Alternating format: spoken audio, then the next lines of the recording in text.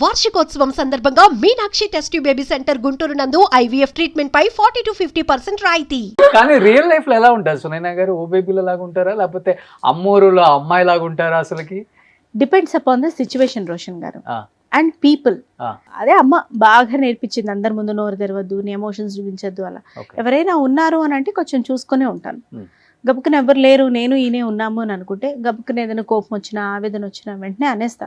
But అంతే వెంటనే realise అయ్యి వెళ్ళి సారీ కూడా అడుగుతాను. ఓకే, మీ వాదిని అరే ఎక్కువ నేనే మొహం చూడకుండా మాట్లాడుతున్నా, ఆయన కాస్త పర్లేదు మరి ఆయన అనలేడు నన్ను, నేను ఏదైనా అనగలను. ఓకే, అది love marriage love come marriage అంతే కదండి, ఇంకా అరేంజ్ చేయక తప్పదు కదా పెద్దవాళ్ళకి. ఓకే, కానీ ఎక్కడ ఆయన అవుట్ ఆఫ్ ఇండస్ట్రీ సంబంధం లేదు. నన్ను ఫస్ట్ చూసినప్పుడు నేను అమ్మోరని ఏది తెలియదు ఆయనకి. నేను కామన్గా కాలేజ్లో జూనియర్ మాస్టర్స్ MBA, తను థర్డ్ సెమిస్టర్, నేను ఫస్ట్ సెమిస్టర్ సెకండ్, అంతే.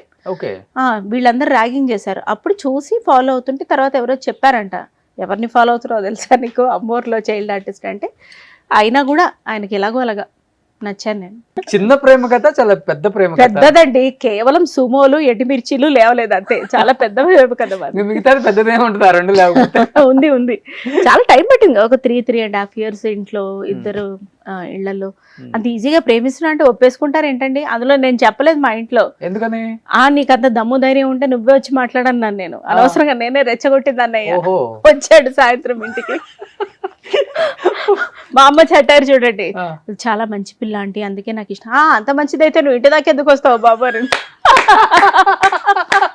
అసలు ఆవిడ కెమెరా పెట్టాలి, నేను నథింగ్. తర్వాత నాకు బ్యాండ్ వేసింది, ఒక 4 బీప్ బూతు బూతు బూతు అని దానికి తిట్టి చదువుకోవడానికి వెళ్ళమంటే ఇంటికి ఒకళ్ళని తీసుకో, అమ్మ నేను అంత ఏం చేయలేను అట్లా. ఓకే, కానీ ఆంటీ నిజంగా లేదు పైన 2 years అయింది. ఓకే, సో తిట్టేసి తర్వాత తనే సపోర్ట్ చేసింది కూడా. మరి మా హస్బెండ్ నడవడిక అదంతా చూసి లేదు మంచి పిల్లాడు అని చెప్పాగా, రెబెల్. కానీ మీ వారం లేదా నీకు అంత దమ్ముంటే మా ఇంటికి వచ్చి మాట్లాడండి, మీ వారు చెప్పలేదు, నీకు కూడా ధైర్యం ఉంటే వచ్చి మా అమ్మ మా నాన్నతో మాట్లాడండి? అసలు లేదు, వాళ్ళ ఇంట్లో తనే, మా ఇంట్లో కూడా తనే, అసలు అనలేదు. ముందు నుంచి కూడా ఇష్టం. తన సాఫ్ట్ నేచర్డ్ పర్సన్ అండి మా హస్బెండ్. తన కోపం ఎంత తామరాకు మీద నీటి ముళ్ళంతా ఒక క్షణంలో పోతుంది. అది కూడా ఎప్పుడు వస్తుంది? ఫైనాన్సెస్ దగ్గర కాస్త ఇర్రెస్పాన్సిబిలిటీగా ఉంటే, నేను అనవసరంగా యాంగర్ అవుతే, యాంగ్విష్ అవుతే, ఇట్లాంటి సందర్భాల్లో ఇంట్లో తను అనుకున్నట్టు నీట్నెస్ అలా ఏమన్నా ఒక్కొక్కసారి ఇబ్బంది అవుతే చిన్నపాటి ఇరిటేషన్, తను తినకపోతే వస్తుంది, అంతే. అంతే. కానీ అత్తమామ మిమ్మల్ని ఫస్ట్ ఇంటర్వ్యూ చేయలేదేమి? చేయలేదు అసలుకి. అమ్మాయి తెలుసు అలా ఇలాగానే ఉండే, ఒప్పుకున్నారు, ఏదో పెళ్లి చేశారు. కానీ వాళ్ళు అర్థం చేసుకొని కలవడానికి ఒక 3 ఏళ్ళు పట్టింది.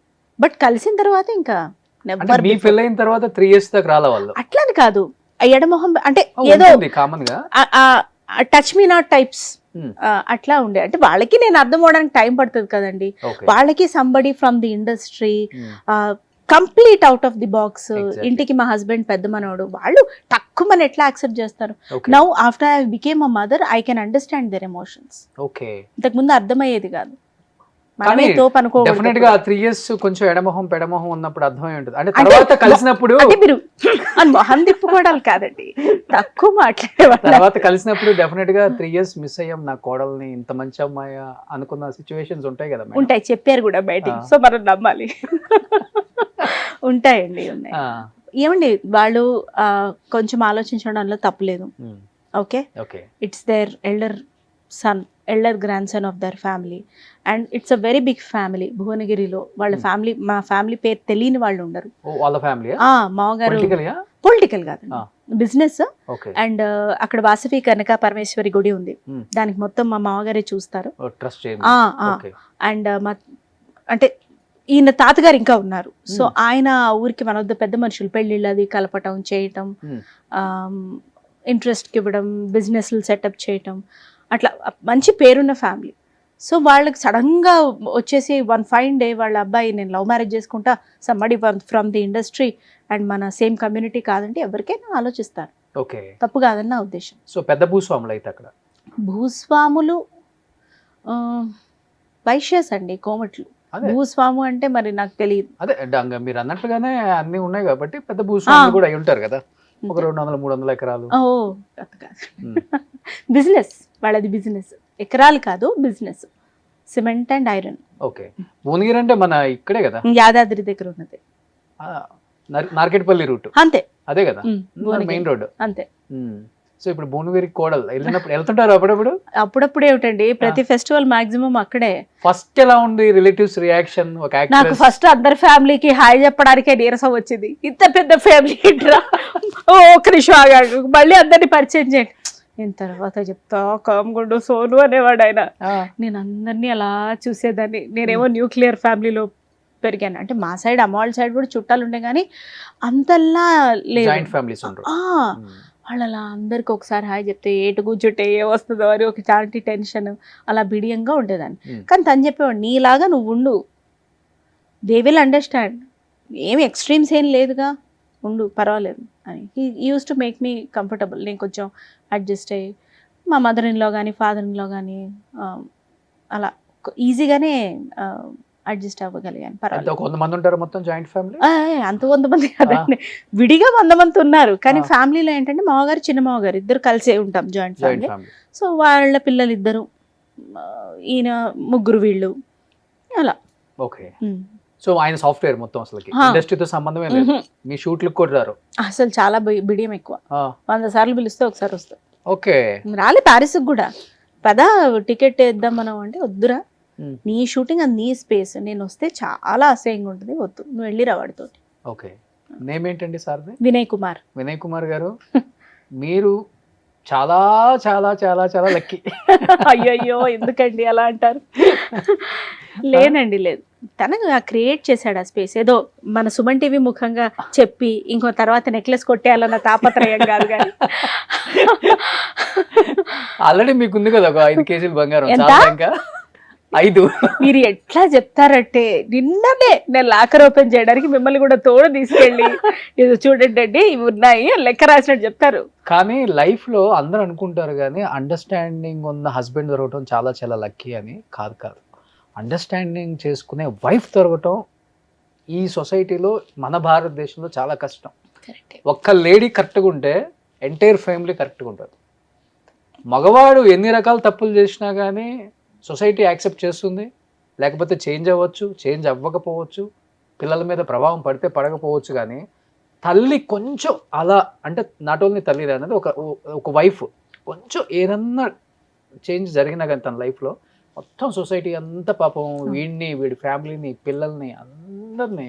అవునండి, నన్ను అట్లా షేప్ చేయడంలో పాపం ఏ మాటి కామాట మా మదర్ ఏదైనా ఏదైనా తను నాకు ఇలా ఉందమ్మా అని చెప్పినా చేసినా తిట్టేది కానీ చెప్పేది. ఆడది సరిగ్గా ఉంటే, అదే మీరు కొంచెం చాలా పాలిష్డ్గా చెప్పారు, ఆవిడ కాస్త రాగా చెప్పేది, ఆడది సరిగ్గా ఉంటే ఆ ఇల్లు సరిగ్గా ఉంటుంది, లేకపోతే సర్వనాశనం అయిపోతుంది అని చెప్పేది. అది కూర్చుని మైండ్లో. ఏమండి మా మ్యారేజ్ అయ్యి ఎన్నేళ్ళు అయింది అనుకుంటున్నాను మీరు? 18 ఏళ్ళు. 18 సంవత్సరాలు. ఎగ్జాక్ట్లీ. నేనేమంటానంటే ఒక మనిషి ఎవాల్వ్ అవ్వడానికి, ఒక రిలేషన్షిప్ ఎవాల్వ్ అవ్వడానికి టైం ఇవ్వాలి. మాది ఎంత ఇష్టపడి చేసుకున్న పెళ్ళి అయినా పెళ్లి కాగానే మాకేం అండర్స్టాండింగ్ లేదు. ఫస్ట్ 5 years నాకు అసలు తను అర్థమే కాలేదు. తనకు నేను అర్థమయ్యానో లేదో నాకు తెలియదు. కానీ ఎన్ని ఇయర్స్ లవ్ చేసుకున్నారు మీరు? లవ్ చేసుకోవడమే ఒక 4 years. పెళ్లికి ముందు 3 years. తను సెటిల్ అవ్వాలి కదా, తను తర్వాత నేను. అయినా 5 years అర్థం కదా మీకు? నేను అందుకే ఓ మనిషి మనకంతా అర్థమైనట్టే అనిపిస్తారు. పెళ్ళైన తర్వాత వాళ్ళ అలవాట్లు, అభిరుచులు, వాళ్ళ రియాక్షన్స్, మనకేది నచ్చుతుంది, వాళ్ళకేది నచ్చుతుంది.